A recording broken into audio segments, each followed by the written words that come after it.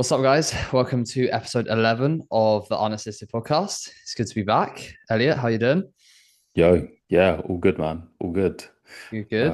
Can't complain. Yeah. Well, we're going to be quite controversial with this podcast.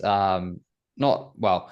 We're just going to discuss coaching red flags. That's going to be a bit of the topic in this one. Like, if you're looking for a coach, what to kind of look out for in the sense of things you probably, if the coach is acting like or behaving like, or you know maybe the results that you're seeing might suggest you might not want to go with them, or essentially kind of what might deter you from working with a coach. It's not necessarily that they even have to be showing something bad. It's just might be a reason why you might want to not go with that specific coach. But just, yeah, kind of red flags is going to be a good one to discuss as well. But yeah, we'll get into that shortly. But yeah, Elliot, you are posting many updates at the moment, and you did a trial peak week because you're literally what, 2 weeks out now. Yeah. Exactly 2 weeks Yeah, out. yeah. Yeah. Yeah. I done like a practice peak, which was just a backload. So I just carved up over 2 days and then dropped down to rest day food yesterday. It was okay. It was all right. But I feel like my body weight on stage will be 95 kilos. I think 96 is a little bit too full. There was a look earlier in the week that I had. And I Yeah. was actually coming down from high days and it was around 95 and then like high 94s. It was just my best look. And I still looked pretty full like during the day Mm. and woke up really crisp as well. Yeah, yeah. So So that was a 2 day backload. yeah, Yeah, yeah. Have yeah, you yeah. tried getting up that? Have you tried pushing stage weight, body weight up that much just for like a steadier load as well? I haven't. I Yeah, haven't. No, no. The only two I've trialed is the rapid backload, which was pretty decent, but kind of risky to be honest, to be honest with yeah, you. But I looked all right. And then yeah, this backload over 2 days. But to be honest, I think once you're ready, once you're actually really lean, it's really hard to mess it up. Like it's really yeah. hard. It It'd is. be really hard for me to like look at myself the next day and be like, what's happened? You're probably Do you know also what I just mean? so analytical of your own physique that you think you look watery, but it might actually be quite good. It might actually be really good Yeah. look, and you're like very obsessing with the detail element, which I think also is maybe not even the fullness is creating the blur. It's just the loading kind of like process.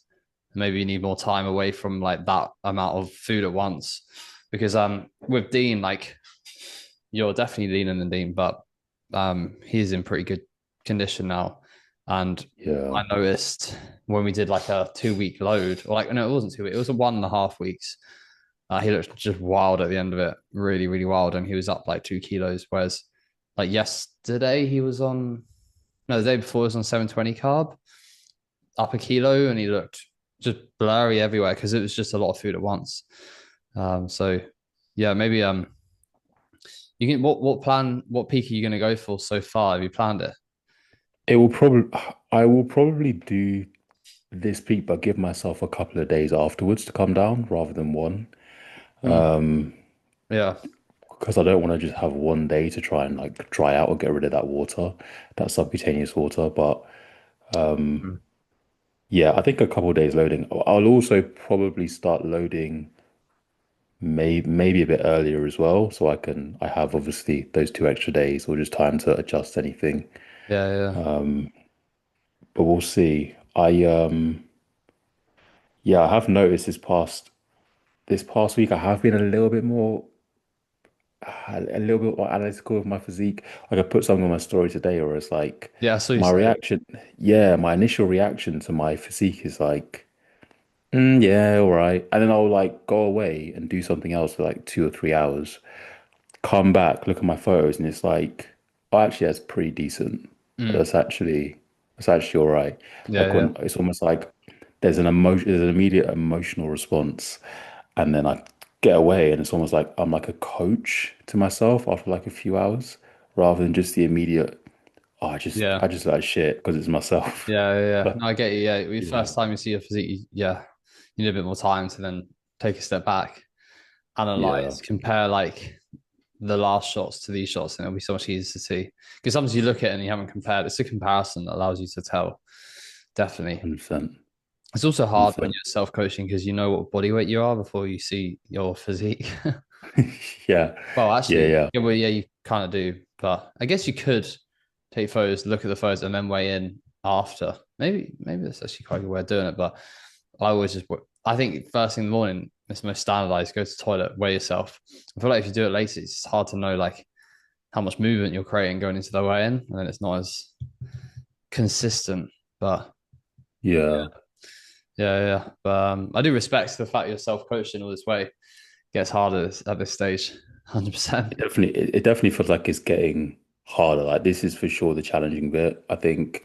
And also, but I think it's just keeping your head is the key. Like just not once you've got the plan, like just being objective as possible and just staying calm. And yeah, I think as well, what's helping me is I also know like usually how much I drop overnight. Like I Yeah, usually drop, it's literally between like 2.1 and 2.3 kilos. I've been that's been happening like the since same 12 weeks same with out. me. It's just set every night. Like, and then when I loaded a bit more water, it was a bit more. So it was like 2.6, 2.7.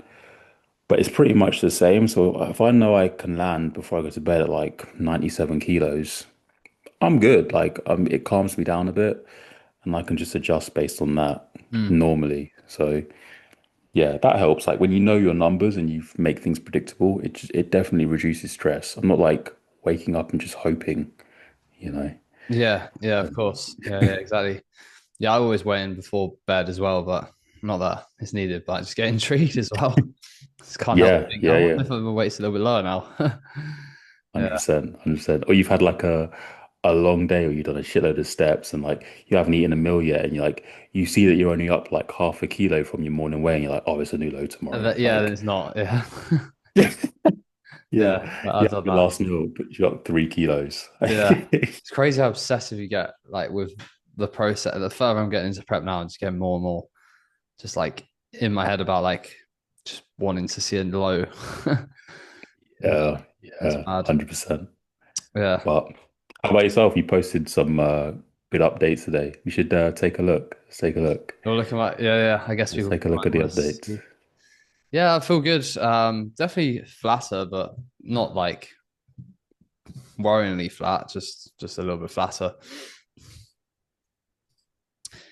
But yeah, performance has been pretty positive actually. So that's good. I was happy with how the side's looking for sure. Um, yeah, my legs feel pretty tired at the moment, so they're quite separated considering. But Yeah, man, crazy. it's funny though because I find it so easy to get on my legs now. I don't know what it is, but like in the past, like previous preps, I struggled to like get on my legs, and it's like the easiest thing ever. Like it's just yeah. If I'm struggling to stay on my legs on stage, I'll be really shocked because it's so easy.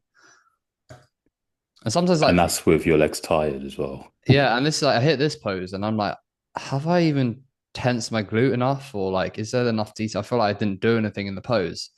And I look at the photo, I'm like, oh shit. So it's definitely says a lot about like just learning about doing these small things and then you're sorted. Because I saw his name Daniel Coffeen or Yeah, yeah, yeah.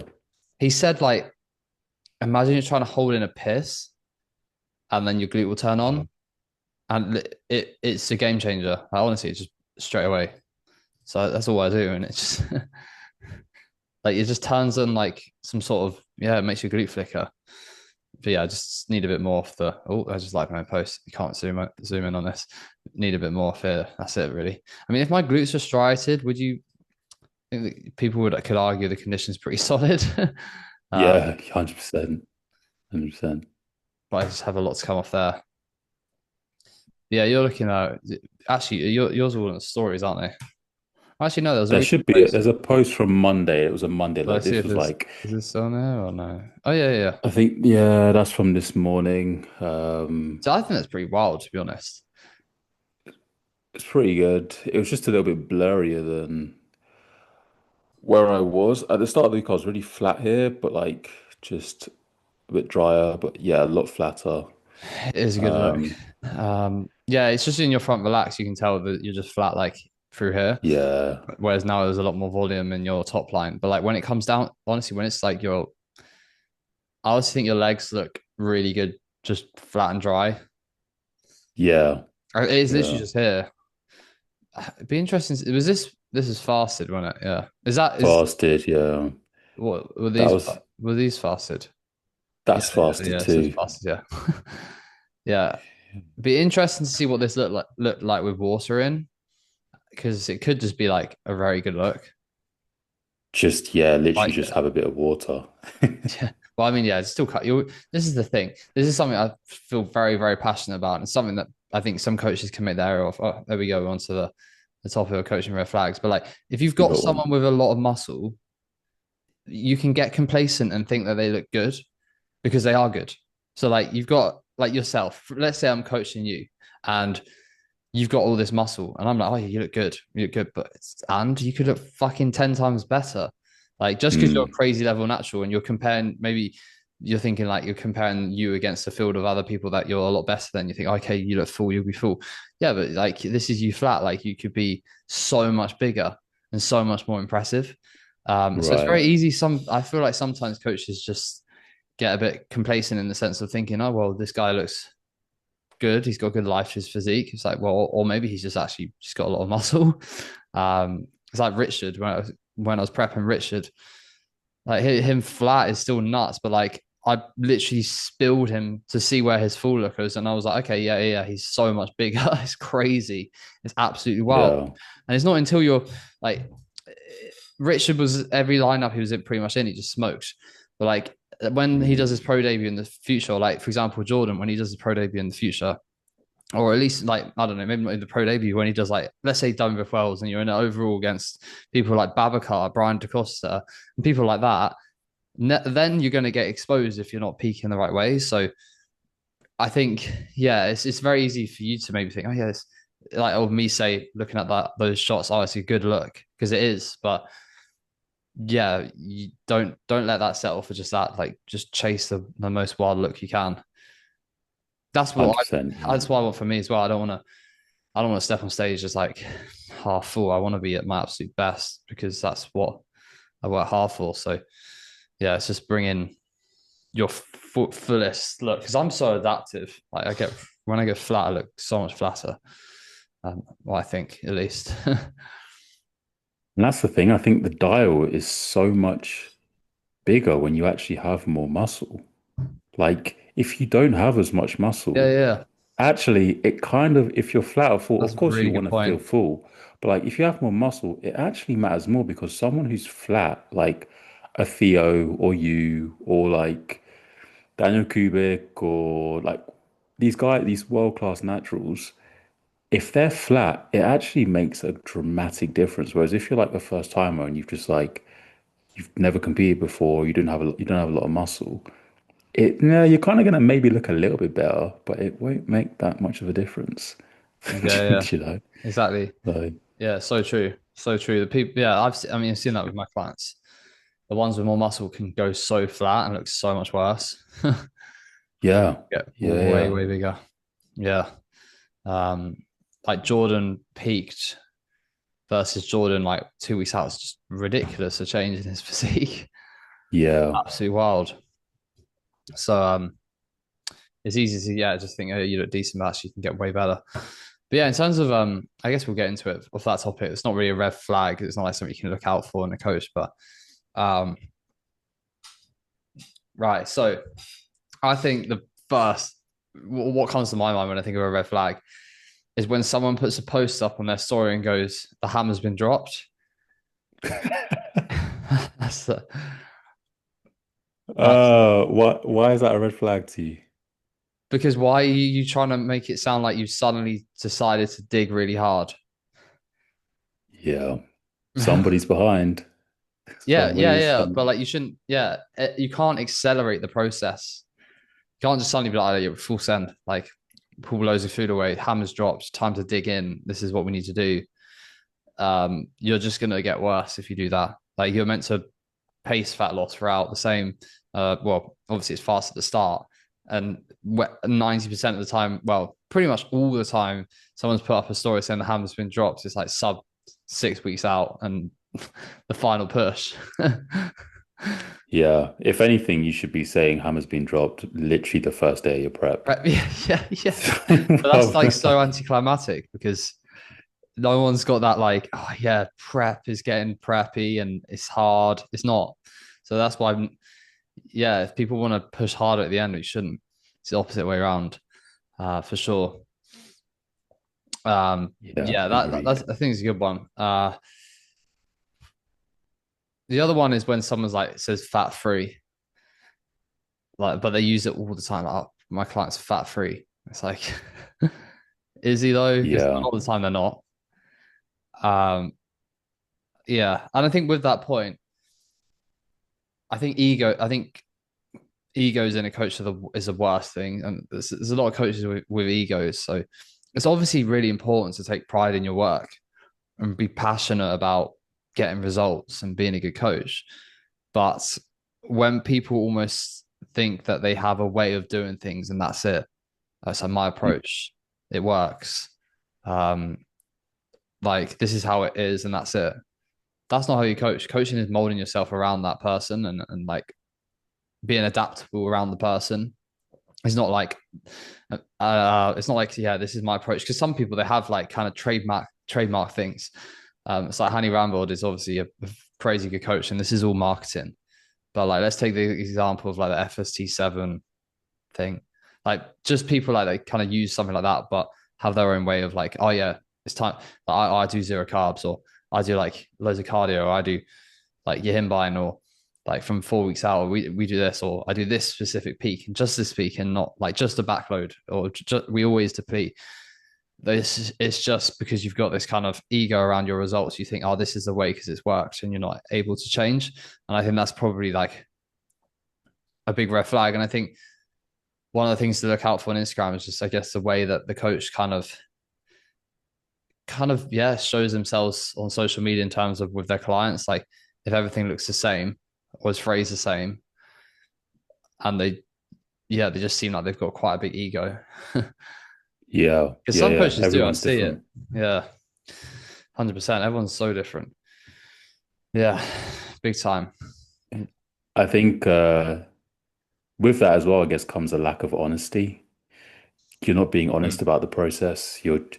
And also as well, I think a lack of honesty towards clients. You were saying about like fat free and that sort of thing. And I think if you're saying that to clients that actually aren't fat free, It's deluded. or you're telling clients who you know they're not going to walk into certain shows and just win or be that competitive, Mm. but they're telling them you're going to win, this is going to happen, or like, or just being completely dishonest as to why that person didn't place very well.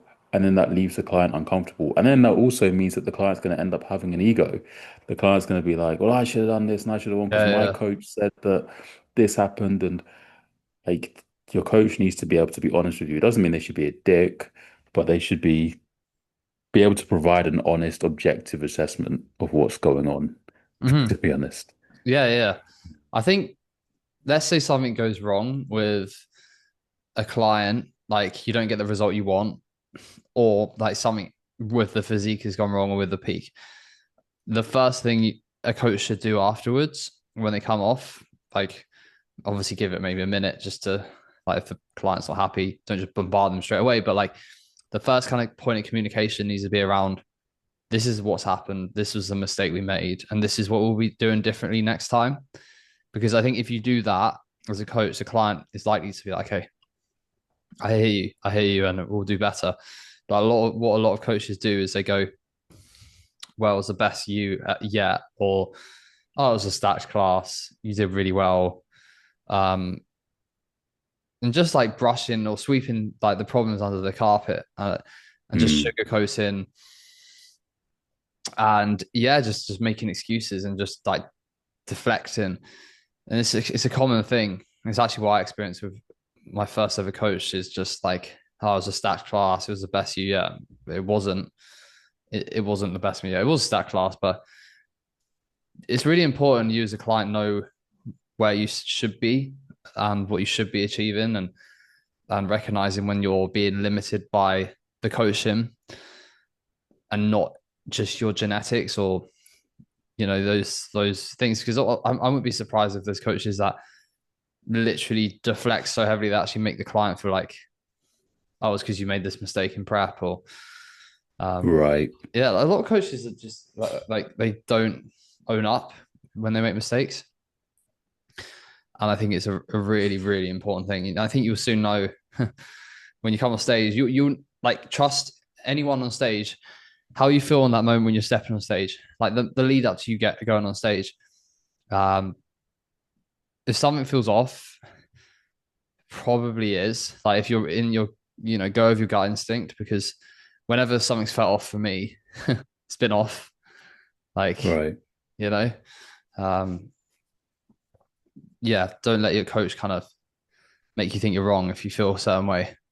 Um, obviously, in listening to your coach, but yeah, I just think that's a big issue that can happen. Yeah. 100%. Yeah, I agree with that.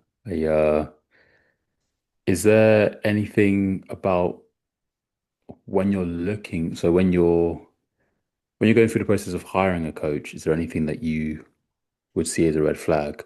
So like, because for me, I've had people that will come on board and they'll be like, "Oh, my coach previously didn't even ask me about like my current training plan or what body part, what movements I've responded to really well, or what movements I engage well with, or kind of what skill I've picked up in Mm. training." It's just been a case of I've paid the money and then there's been a program in my inbox within like a few hours.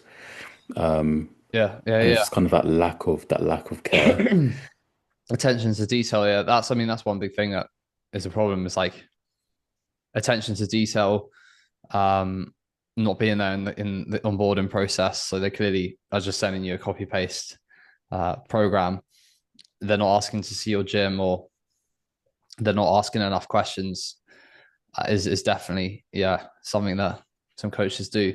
I think that, and then also like, I guess it goes back to attention to detail, but like also wanting to see training clips and like how you're training in the gym. Like some coaches don't even really ask about that, and it's so important. But that's such an important like part of the process, probably like the most important thing, realistically. Yeah. Yeah, yeah. That's the main driver of change. And also, obviously, it's important in off season. It matters a lot, but I do think training really well in a prep and sustaining a good level of performance is so important for the look. Yeah, I've yeah, noticed that massively with myself, and it's very easy for you to just tell your coach, "Oh, train's all right. Like it's a little bit hard today," but if there's no clips, like I don't know how excessively bad that was. Like it could have been, I got into the gym and like I couldn't even move yeah, 50% of my working load on this today. yeah, But yeah, you think that yeah, that's just all right. So, yeah. so Because yeah, I training do that. clips and I ask clients like, what is the oh, training was good, I progressed, or like training was bad, I regressed, but what, how much? Because like yeah, your perspective on it could be different to what I would see as a bad session. So I need you to let me know what is a bad session by quantifying your regressions or your progress to actually know what we need to do. Because if you've lost a kilo this week of body weight and you've lost half a rep on your deadlift, I'm not too worried. But you might be mm, losing shit over it. Like you might be losing sleep over the fact you lost a rep, because some people do. right. Yeah, yeah. You need that info. I think that's if you're doing check-ins and they're like very quick and you're like all good, all good, all good, all good, and the coach is just like, yeah, all good, things are going well. That is a definite red flag, because if I have a client not giving me enough information, I'll be chasing them for more information, because I need it to do my job. Equally, like if you're not putting in body weight enough in the week, like just if you're weighing in once per week and sending me that as your body weight, I'll tell you to do more. Whereas I know coaches, I'll literally just on their checking day, just tell me your weight. It's like, well, you could have been a kilo lighter or heavier the day before. You never Yeah, know. Yeah. yeah, yeah, yeah. You'll get if I have a client that maybe they'll send over a voice note with their check-in and they'll brush over something. So they'll be like, "Oh yeah, I had this event and blah blah blah," and then yeah, but it'll be all right. And I'll be like, "Whoa, whoa, whoa, whoa! Don't just like say that'll be all right. Like what happened here? Like Mm. because you probably there'll be things that happen where you might sometimes feel uncomfortable to initially just disclose to a coach because you might think that you're being a nuisance, or you might feel like, oh, my coach doesn't really need to know that. But really, it's actually impacting how you're executing the plan. And I think a good coach will pry at those things. They won't just be like, oh, just listen to this voice note real quick and then, oh, he said he was all good. So, yep. Whereas, Mm. like, if you send me a voice note and your voice tone sounds different, you sound tired, something like you mention something, but you kind of brush it off. A coach should pry at that because it's obviously impacting how you're feeling about the process. I Yeah, can't just yeah, send you a voice note back saying, yeah, sweet, see you next week. yeah, 100%.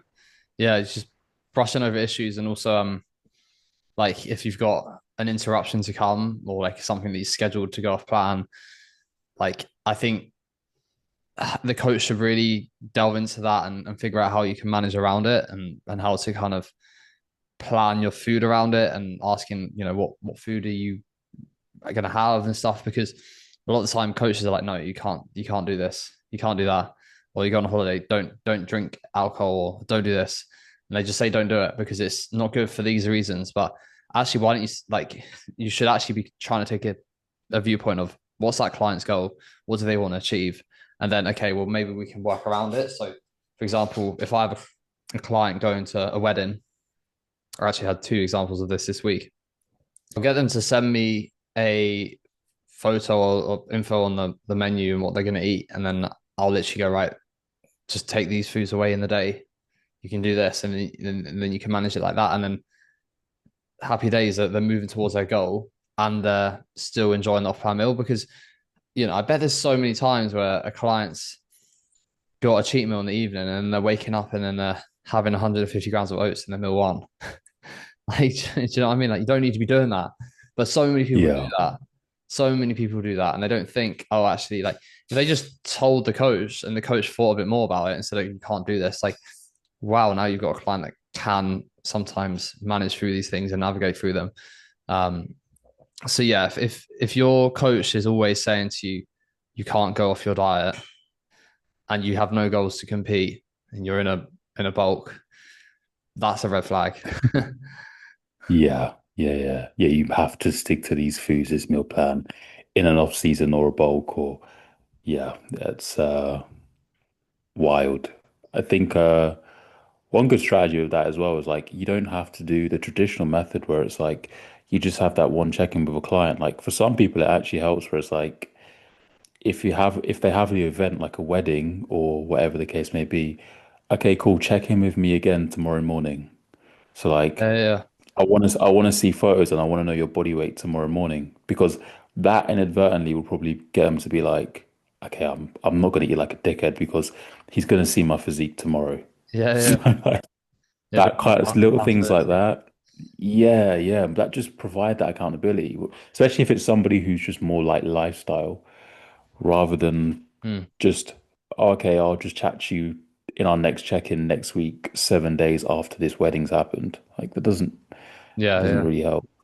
yeah, So, definitely. And also, like, a coach that's not fast if you don't check in. I'll just catch up next week.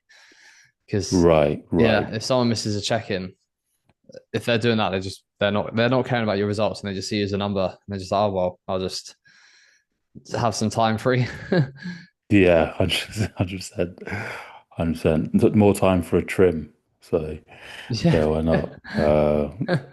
That's good. What what do you uh what do you reckon to like communication? Do you think a coach should be responding within 5 minutes, or what do you think is unacceptable in terms of communication from a coach? I think it depends on the person and what situation they're in. Like, if someone's needing to know what they need to eat in peak week, then obviously that needs to be quicker.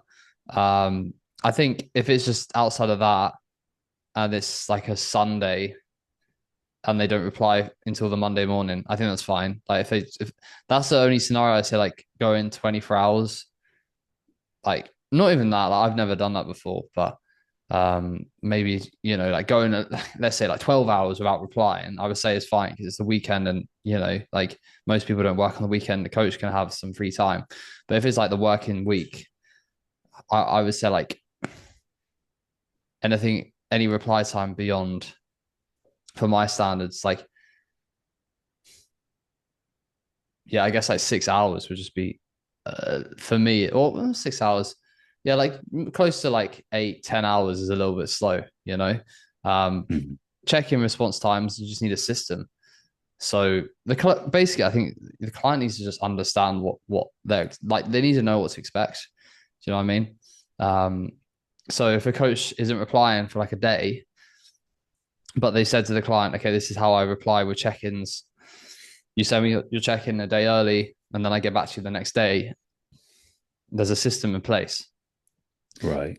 But if sometimes the coach gets back to you in 30 minutes and then they just suddenly disappear for 24 hours, that's not a system in place. So then the client's going to be confused. And that's when that could be a problem, I would say. Yeah. Yeah. Yeah, a clear system. I think, yeah, not having that expectation laid out as to when you check in. Mm. Like, if it's just, okay, yeah, let's start. And it's like, well, when do I check in? Is there a time I need to check in by? Like, when do I get a response? Yeah. So, Yeah. I would say, like, yeah, for sure. I don't want to, this might trigger some people when I mean it in a very vague sense. Like, it's not 100% the case. And I don't want to generalize because I know some really, really good assisted coaches of natural bodybuilders. Like there's some out there that are very, very good at doing it. But generally speaking, from my experience, if you're natural, you're gonna more likely have a better experience with a natural coach. And that's because assisted people are the coaching can be extremely different. It can, and it can, the results, like you could coach an assisted client and have that methodology for like assistance and get a crazy, crazy, crazy good result, and then put that same method onto a natural and it'd be a fucking wreck, an absolute train wreck. And the reason being is because naturals cannot be exposed to the same extremities as assisted people. So Mm. assisted people can get away with a lot more. And then the reason why that could work well, is like if an assisted person can expose themselves to a faster rate of loss, or like losing really quickly or doing loads of cardio, it means that they can be in a surplus for longer and in a deficit for a much shorter period of time. So they're much more efficient and they're growing more, and then they diet and they get in and out. But you can't cope with fast fat loss as a natural. Um, the assisted people will be utilizing drugs to cope at that time with when it's fast and have like a very good strategy in place. Drugs out of the equation is a completely different story. And I've seen it where assisted coaches are great at prepping assisted people, and then they use the same approach on a natural athlete, and it's just not a good result. So if you are going with an assisted coach, you have to make sure they have very good examples of prepping natural athletes well. And what I would look out for is not just one person, but multiple, and making sure that the person that's an example of a good prep isn't a genetic freak. Yeah. Yeah. Yeah. Because like if you're prepping Natty Ronnie Coleman, it doesn't matter what you do. Yeah, like they just hit a home run, basically. Yeah, They just got yeah, lucky. Yeah. yeah. Agreed, man. Yeah, agreed. I feel like the biggest thing with that, like you said, if they have experience prepping a lot of naturals, cool. But then a lot of the time, if it's just they're mostly coach assisted, I see the biggest issue most of the time is just the timeline is just not well designed for a natural. Mm. And also, you'll probably notice, like when you look at even top Olympians or top IFBB pros, when they post an update and they're 6 to 8 weeks out, They're actually, you'd look if you're in that condition as a natural 6 to 8 weeks out, that's a problem. But then you look at someone who's assisted at that point out, they're like, but they get ready. They manage yeah. to do it because they can just be pushed so hard, so Mm. rapidly. They've got the drugs to support the training, Mm. for muscle 100%. retention. It's yeah. Although there is a caveat to that, and what I've noticed is the top of the level of it is like people like Nick Walker or whatever, like Haddy, people with loads of muscle. They were actually prepping like naturals. They're like shredded at 16 weeks out. Um, I guess, yeah. yeah, like because the way, and it makes sense because they're not chasing more muscle. They're just chasing smoother preps and retention and just like refinement and shape and I don't know, like those things, which are obviously just better if you're not exposed to extremities. And also they're probably like, I don't know, but, well, they're probably running a lot of drugs at that stage. But like if you're not throwing on loads of muscle, maybe they are trying to stay a bit healthier at that point. So Yeah. like that example actually shows like, and if they're doing that, that is the best way.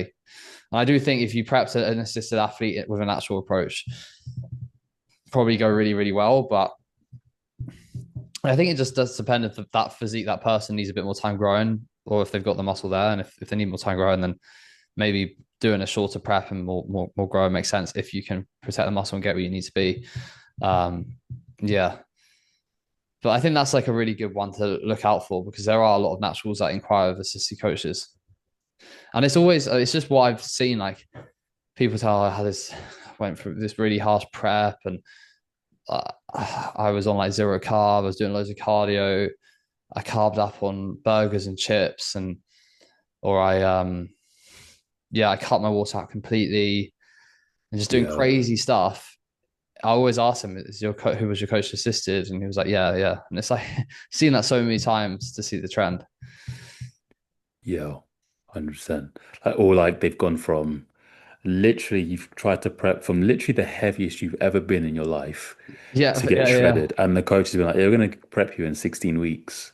And Yeah, then you're like, 100%. okay, yeah, sure. And it's like, yeah, that's Because just not going to end very well. they think that because you're 10 kilos heavier, because assisted people put on they think, oh, they're going to gain 5 kilos of muscle. They don't get that naturals actually Right.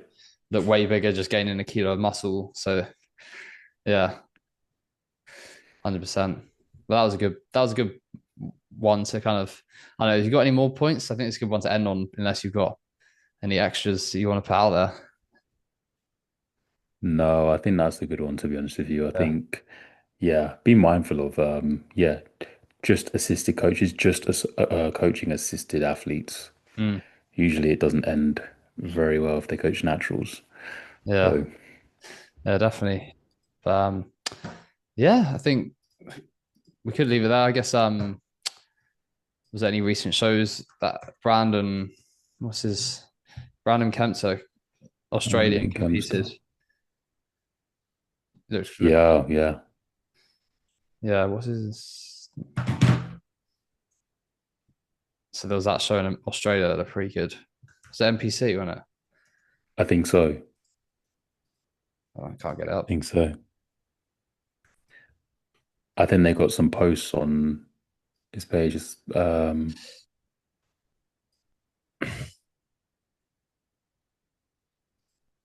Yeah, they're both pretty wild. It's crazy. So impressive.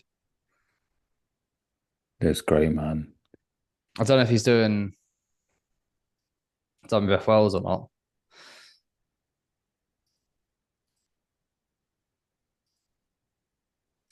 But yeah, that show in Hong Kong looked really impressive as well.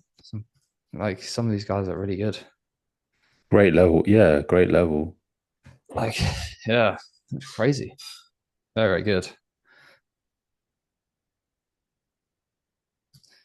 Some who was yeah, I saw this guy. His pretty shape was really good. Oh, that's In America. yeah, it's Steve Stephen Weinberger. Is that his name? Yeah, yeah. I Yeah. think it was just a NPC. natural show in the US. Yeah, NPC Naturals. That's pretty cool. Yeah. Obviously AJ looked wild. But Looked and yeah, he's like his condition was wacky. AJ's yeah, condition was very good. this guy was just Yeah, he looks really good to be one of the fair. best naturals I've seen in person. He looks really good. I'd love to see him next to Bat. He looks way better on stage in person than like. Well, that looks pretty bonkers. To be fair, I think he's most impressive through the side. That's what I thought. Like genuinely, I think through the side, that like yeah, like here, and if he hit a most muscular, which he doesn't in classic, but if he did, that would have been a ridiculous shot for him.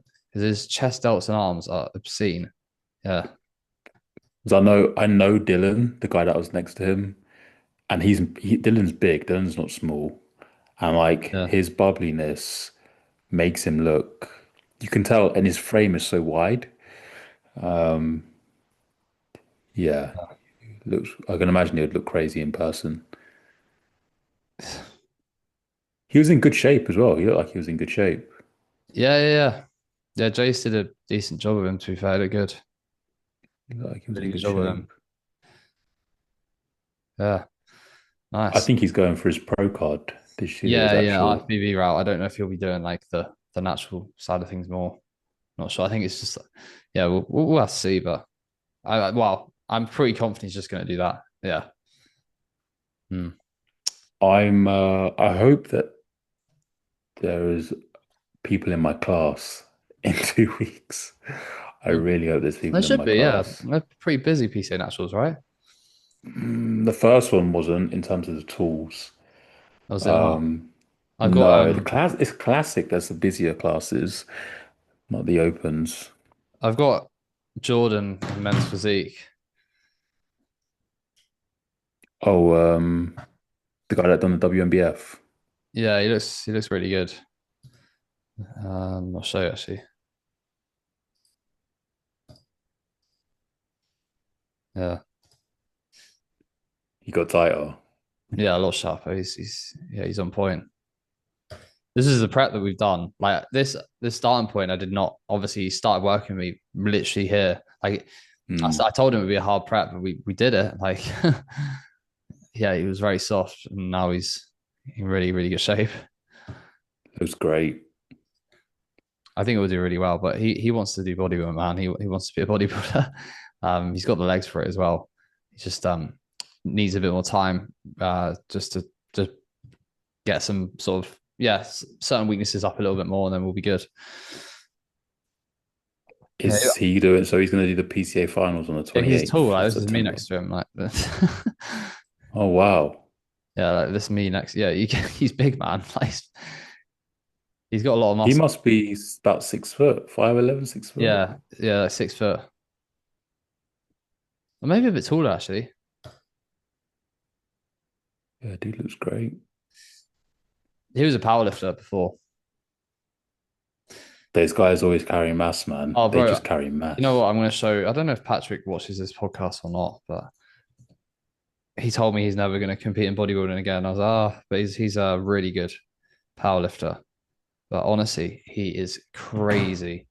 Like Just carries slabs of I muscle. competed with him at WBF Wells in 2019, and he won the juniors back then,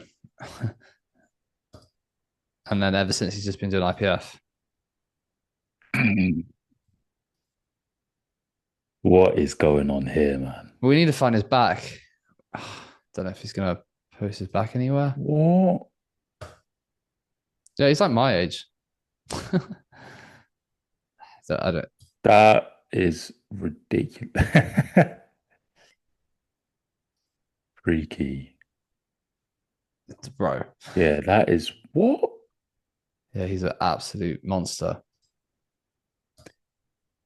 Well, if there was ever an advertisement for aim to get as strong as humanly possible, there it Yeah, he is. just does 265 kilo squat, 185 bench, 305 deadlift. Yeah, that'll put some muscle on your body.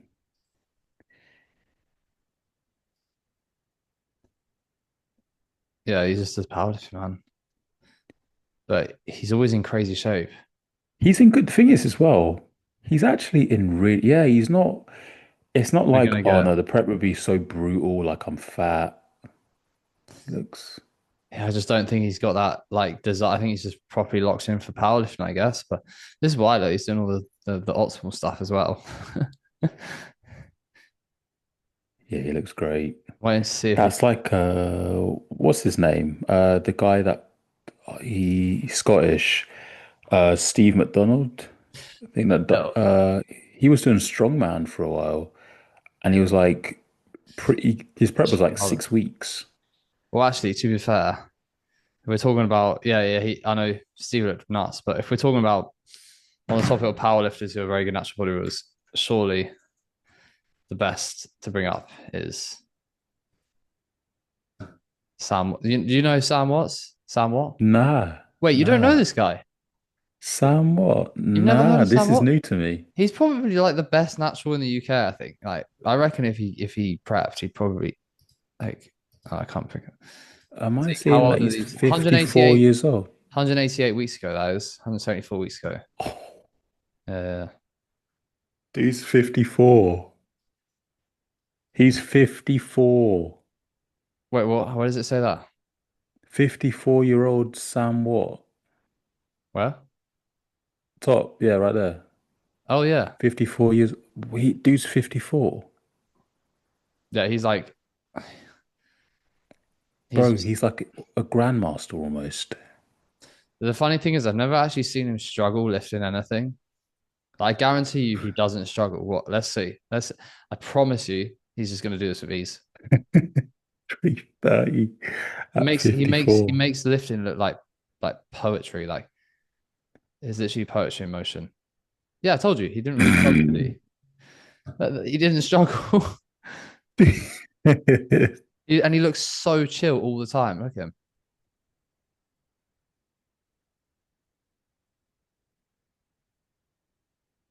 That was 350 kilos.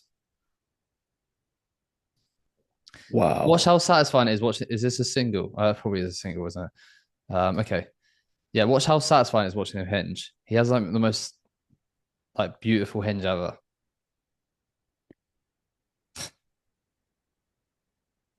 Wow, it's like a robot. He's literally Yeah, like a robot. yeah. He's like, Like a cyborg. That is crazy. yeah. That's wild, man. See, and it was so easy. But obviously, yeah.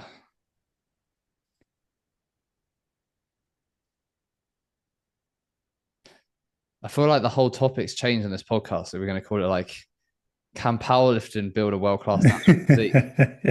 Yeah. Yeah. I mean, Like, damn, that is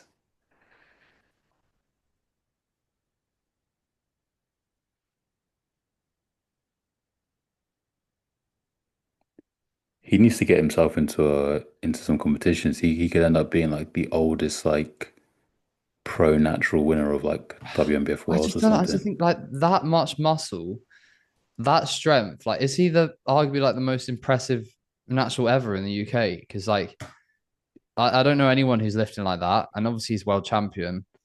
But then the physique with the strength in that Yeah, the conditioning, bubbliness as well. like who is more impressive than that in the UK that I've seen? I don't know. Yeah, Richard Godzeki was pretty nuts, but pretty big. this guy's but he wasn't lifting well. This guy's lifting at 54. Yeah. Anyway, And yeah, muscle bellies as well. That is ridiculous. it makes me feel small, man.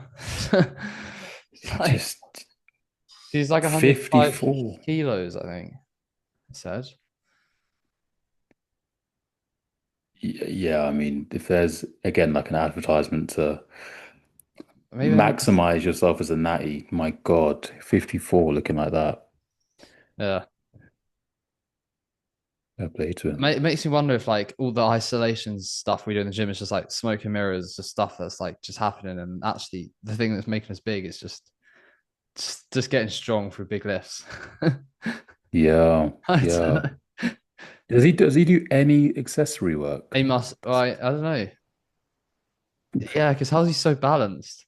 He has to. Yeah, yeah, yeah. Probably just doesn't take it. Maybe I doesn't take it think, to yeah, failure I or think you do. I whatever. think you watch Rustwell, like the accessory work helps you get strong. It really does. Because, like, for example, if you're doing a bench press, it doesn't converge, so you don't understand the function of the pec and you're not doing it right. The best way to utilize or get strong for a bench press is to get really strong for a dumbbell press because you're taught to converge, and then you go on the bench and then you start executing it like it converges. Do you know what I mean? I can imagine Right. like a pec fly. It's just getting strong at adduction of the upper arm helps you adduct the upper arm in when you're doing like a flat press. a lot of people, you watch the top powerlifters, they all use immaculate form, and it's because they've learned to Right. pattern it. I think if you just try and do a bench press on its own, it's a train wreck. You just start, you get a pec tear. Right. Right. Maybe that's my theory, but I think yeah, you got to do the ice stations. Yeah. Anyway, we're going into a whole new podcast topic, so we'll probably Yeah, bro. probably leave it there. But yeah, appreciate everyone watching, guys. Anything else you wanted to add, Elliot, or we No, good? I'm good, bro. I'm all good. Good. If anyone wants in on the coaching, let us know. I have launched that free giveaway thing that's coming thing. Well, we're doing a I'm offering 6 months of free coaching. Go to my Instagram. You can enter the giveaway on my account. You just have to follow Elliot, myself, tag some people in the comments, and share the story. And you might be able to get 6 months of free coaching. But equally, if you don't fancy being like 1 out of 100, because only one person is going to win it, you can just apply through my link in my bio to Elliot or myself on WhatsApp. But yeah, appreciate everyone watching, guys. Love the support on the podcast. We're going to keep them coming. And yeah, we'll see you in the next video very soon. Peace.